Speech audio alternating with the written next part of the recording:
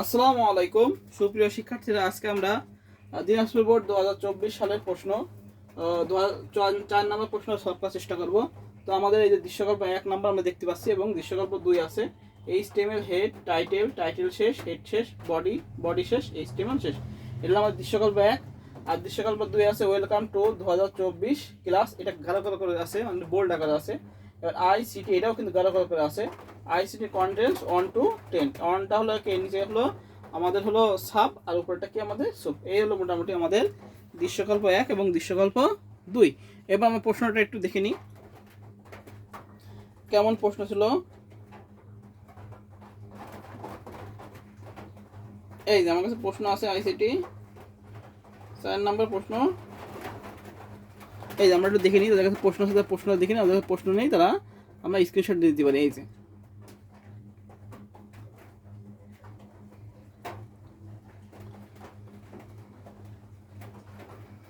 1 নম্বর যে প্রশ্ন, সেটা এইচটিএমএল ট্যাগ কি? ক নাম্বার এইচটিএমএল ট্যাগ কি? আমরা জানি এইচটিএমএল ট্যাগ হলো এইচটিএমএল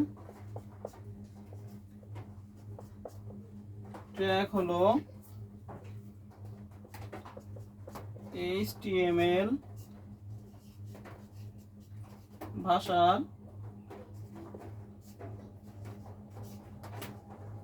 কিছু এমবেডেড কোডিং নির্দেশনাবলী। দিতে পারি এমবেডেড কোডিং নির্দেশনাবলী।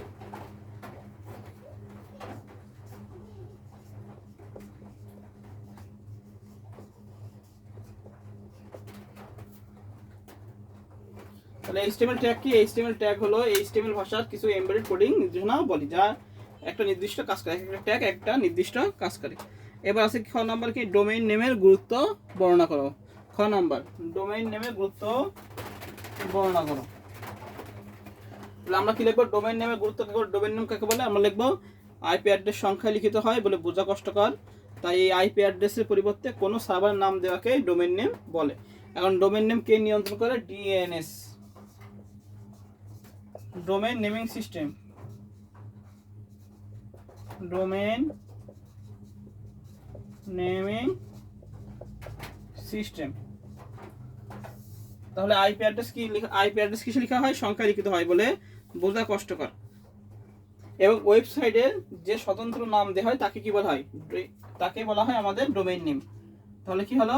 আইপি অ্যাড্রেস সংখ্যায় লিখিত হয় বলে বোঝা কষ্টকর, তাই আইপি অ্যাড্রেসের পরিবর্তে কোনো সার্ভারের নাম দেওয়াকে ডোমেইন নেম বলে। আমরা আরেকভাবে বলতে পারি যে প্রতিটি ওয়েবসাইটের যে স্বতন্ত্র নাম দেয় তাকে ডোমেইন নেম বলে। ডোমেইন নেম কি এক ও এবং কি হয়? অদ্বিতীয় হয়। ডোমেইন নেমকে কঠোরভাবে নিয়ন্ত্রণ করে যাতে একই ডোমেইন নেম যাতে কেউ না পায়। সেটা হলো ডিএনএস। এরা কি করে? দেখে যে ডোমেইন নেম আমার একটা জায়গায় দুটো আছে কিনা। ঠিক আছে, ডোমেইন নেম সবসময় ইউনিক হয়, মানে একটাই ডোমেইন নেম হয়। হ্যাঁ, এবার আমরা লিখবো কি, যে ডোমেইন নেমে কয়টি অংশ থাকে? দুটো অংশ থাকে। যেমন ডটের ডোমেইন নেমের ডটের পর অংশ কি বলা হয়? Top level domain. এতে কি হয়? আমাদের সহজে বোঝা যায় যে প্রতিষ্ঠানটি কোন ধরনের, এবং নামের উপর ভিত্তি করে আমরা বুঝতে পারি যে প্রতিষ্ঠানটি কোন ধরনের। তাই ডোমেইন নেমের গুরুত্ব কি? আমাদের অপারেশন। মোটামুটি এনে লিখে দিলে আমাদের হয়ে গেল। আচ্ছা, এবার আসি আমরা গ নাম্বারে আসি। গ নাম্বার কি বলেছে প্রশ্ন? গ নাম্বার বলছে হলো দৃশ্যকল্প 1-এর কাঠামোর লেআউট বলেছে, জাস্ট লেআউট। তাহলে লেআউটটা একদম সহজ। লেআউটটা আমরা দেখাই দেবো যে এই পর্যন্ত আমাদের হেড সেকশন,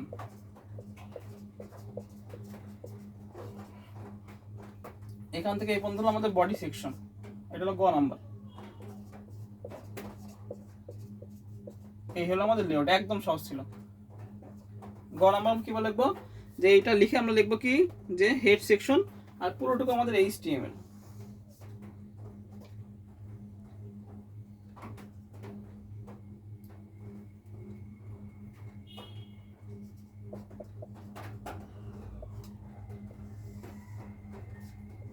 এইচটিএমএল হলো পুরোটুকু আমাদের এইচটিএমএল। তাহলে আমাদের কি লিখবো? যে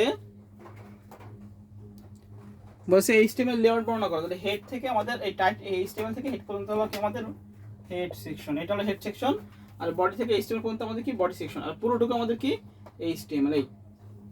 এই হলো আমাদের গ নাম্বার লেআউট কাঠামো।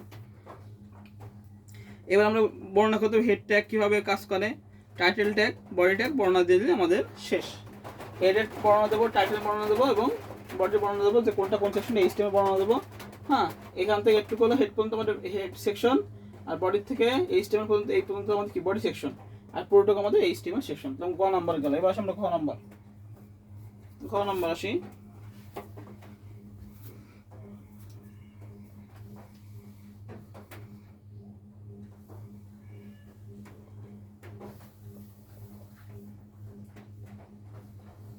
আচ্ছা, এই যে এবার আমরা ঘ নাম্বার আসি।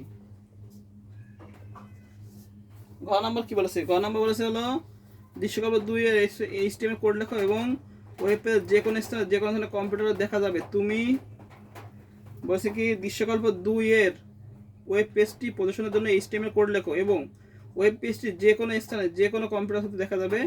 এর জন্য তুমি কোন ধরনের পদক্ষেপ নিবে? আচ্ছা,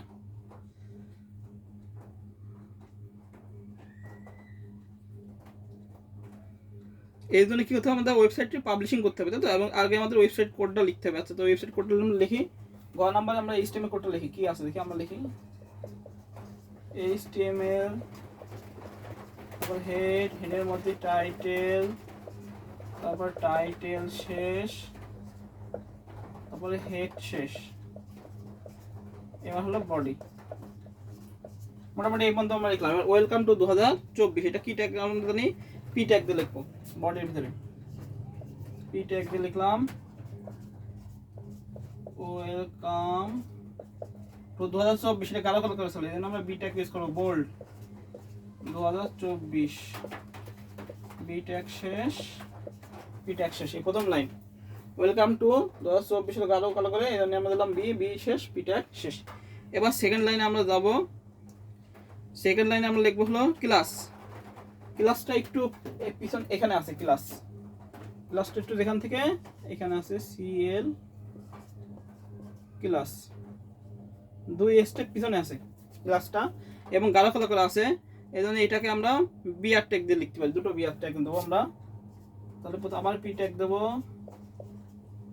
বিআর, এখান থেকে একটু ফাঁকা আছে, 2 লাইন ফাঁকা আছে, এই জন্য আমরা দিলাম বিআর ট্যাগ দিলাম। আরেকটা দেওয়া যায়, সেটা হলো আরেকটা কি দেওয়া যায়, আরেকটা দেওয়া যায় হলো আমাদের এনবিএসপি দেওয়া যায়, ফাঁকা ট্যাগ, এনবিএসপি বা বিআর ট্যাগ যে কোনো একটা দিলেই হবে, সমস্যা নেই। এটাও রাইট, এটাও রাইট।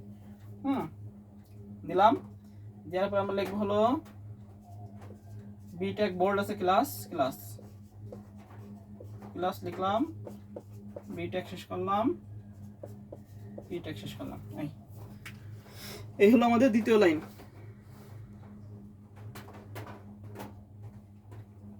এবার নিচে আমাদের আইসিটি, এখানে আমাদের অনেক ফাঁকা, তাই না? এই যে আইসিটি, এবার আমরা এখানে লিখবো, আমরা নিচে আবার লিখি, আমরা বিআর দিয়ে লিখি, বিআর মানে এক স্পেস আমরা ফাঁকা দিলাম। বা আগে আমরা পি ট্যাগ লিখিনি, আইসিটি আগে আমরা পি ট্যাগ লিখিনি, এটা লিখলাম পি ট্যাগ। এবার এই যে এখানে ফাঁকা আছে না, এই ফাঁকাগুলো লিখতে হবে। আমরা একটা গেস করে লিখি, বিআর সে 6টা দিই, বিআর আমরা গেস করে 6টা দিয়ে দিই, বিআর দিলাম। এখানে টি আছে, এটা গাঢ় কালো আছে, এখানে বি দিই, বি ট্যাগ দিই, তাহলে এখানে টি দিই, বিআর দিই, আর এখানে আমরা আবার বিআর দিই, তাহলে পরের লাইন চলে যাবে। আমরা একটা সিধা করে বিআর 6টা বিআর দিছি, 3 আর 3 6টা দিয়ে আমরা দিছি বি ট্যাগ বোল্ড করে, টিটা লিখছি, বিআর দিছি, মানে আবার নিচে চলে আসবে, আবার এখানে 6টা, এখানে 3টা বিআর দেবো, আবার গেস করে বিআর, যেহেতু ফাঁকা গেস করে বিআর ফাঁকা ট্যাগ, এই যে সি। এবার তাহলে আবার কি হবে, B tag C, B tag শেষ, আবার আমরা বিআর দেবো পরের লাইনে। এবার আমরা এখানে একটা দুটো দিই, বিআর দিয়ে আমরা বি ট্যাগ দেবো, দিয়ে লিখবো আই, বি ট্যাগ শেষ, আবার বিআর দিলাম। তাহলে এই পর্যন্ত আমাদের ক্লিয়ার হয়ে গেল। তাহলে আমাদের প্রথমটা ওয়েলকাম টু 2024 গাঢ় করা ছিল, এই জন্য বি ট্যাগ দিলাম, বোল্ড 2024 দিলাম, বি ট্যাগ শেষ করলাম, পি ট্যাগ শেষ করলাম, ক্লাস এখানে 2 স্পেস ফাঁকা, এই জন্য পি দিলাম, বিআর বি দিলাম, ক্লাস দিয়ে বি ট্যাগ শেষ করলাম, পি ট্যাগ শেষ করলাম।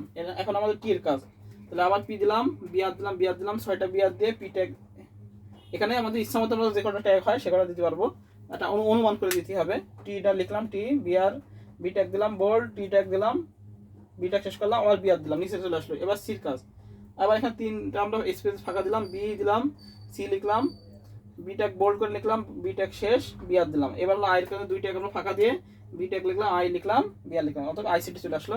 এবার লাস্ট আছে আইসিটি কন্টেন্টস টু, এটা আছে, তো এইটার ক্ষেত্রে আমরা আবার পি ট্যাগ দেবো, ওই যে উপরে যে পি ট্যাগ এটা শেষ করে দিই, এখানে আমরা পি ট্যাগটা শেষ করে দিলাম। আবার আমরা কি নেব, আবার আমরা পি ট্যাগ নেব, এটাও 2 স্পেস ফাঁকা মতো আছে, তাহলে আমরা পি ট্যাগ নিলাম, পি ট্যাগ নেওয়ার ফলে আইসিটি কন্টেন্টস টু একটু ফাঁকা দিয়ে আছে, এজন্য আমরা 2টা বিআর নেব। এবার দেবো আইসিটি কন্টেন্টস টু 1 to 10, তাহলে আমরা দুটো বিআর দিতে পারি, পি ট্যাগ যেহেতু দুটো জায়গা ফাঁকা, বিআর 2টা বিআর দিই, বিআর। এবার আছে আমাদের আইসিটি কন্টেন্টস টু, তাই তো, তাহলে আইসিটি কন্টেন্টস টু আমরা লিখি, আইসিটি কন্টেন্ট, এই যে আইসিটি কন্টেন্ট লিখি, আইসিটি কন্টেন্ট কোনো কাজ নেই, কন্টেন্ট এখন নিচে যেটা আছে 1 সেটা কি হবে আমাদের সাব, এসইউবি সাব দিলাম, 1 দিলাম, এসইউবি সাব শেষ করে দিলাম। এবার 2 দিলাম, 2 এবার দেবো সুপ, যেহেতু 10 উপরে আছে, সুপ দিলাম 10, এসইউবি সুপ শেষ। এবার হলো পি ট্যাগ শেষ করব, এবার আমরা কি করব, বডি শেষ করব, এইচটিএমএল শেষ করব, বডি শেষ, এইচটিএমএল শেষ। এই হলো আমার মোটামুটি এইচটিএমএল ট্যাগ।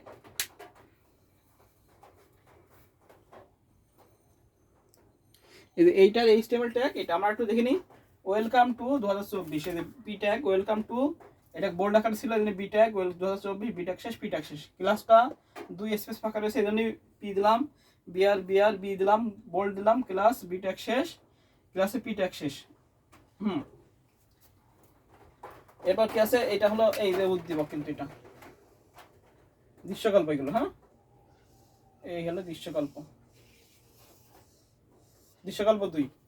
এবার কি করলাম, আবার পি ট্যাগ দিলাম, আবার কি এটা স্পেস ফাঁকা, নির্দিষ্ট স্পেস ফাঁকা আছে, এজন্য আমরা বিআর 6টা দিলাম, বি ট্যাগ দিলাম, টি দিলাম, প্রথম কাজ, আবার বিআর দিলাম, নিচে চলে আসলো। আবার এখানে ফাঁকা, আমরা 3টা বিআর দিলাম, বি দিলাম, বি ট্যাগ দিলাম, বি ট্যাগ শেষ করলাম, সিটা দিলাম, আবার বিআর দিলাম, নিচে চলে আসলো, 2টা বিআর দিলাম, বি ট্যাগ দিলাম, আয়তে দিলাম, বি শেষ করলাম, বিআর দিলাম, নিচে চলে আসলো। এবার আইসিটি কন্টেন্টস টু, এটা তো আবার পি ট্যাগ দিলাম, বিআর 2টা ফাঁকা দিলাম, আইসিটি কন্টেন্ট সাব, নিচে 1 ছিল সাব, এই জন্য সাব দিলাম, 1 সাব শেষ, 2 উপরে কি 10 আছে, এই জন্য সুপ 10 উপরে, সুপ শেষ করলাম, পি ট্যাগ শেষ করলাম, বডি শেষ করলাম, এইচটিএমএল শেষ করলাম। এটা হলো আমাদের ঘ নাম্বার প্রশ্নের আনসার। এখন আরেকটা কিন্তু বলেছিল, যে কোনো স্থান থেকে দেখার জন্য আমাদের কি করতে হবে, যে কোনো স্থান থেকে দেখার জন্য আমরা ওয়েবসাইট পাবলিশিং করতে হবে। কি করতে হবে, এখানে লিখে দিই, ওয়েবসাইট ইন্টারনেটে পাবলিশিং করতে হবে, ইন্টারনেটে পাবলিশিং করতে হবে। এটা হলো আমাদের ধাপ। কি করতে হবে লাস্টে, যে ওয়েব পেজকে যে কোনো স্থানে যে কোনো কম্পিউটার হতে দেখতে পাওয়ার জন্য একমাত্র পদক্ষেপ হলো ওয়েবসাইটটি পাবলিশিং করা। অর্থাৎ কি করা, যে ইন্টারনেটটা, যে ওয়েবসাইটটা আমরা তৈরি করবো সেটাকে পাবলিশিং করে কি করতে হবে আমাদের, তাহলে আমরা যে কোনো স্থান থেকে দেখতে পারবো। তাহলে এই হলো আমাদের দিনাজপুর বোর্ড 2024 সালে 4 নং প্রশ্নের সলভ। আজকে এই পর্যন্তই, সবাইকে আসসালামু আলাইকুম।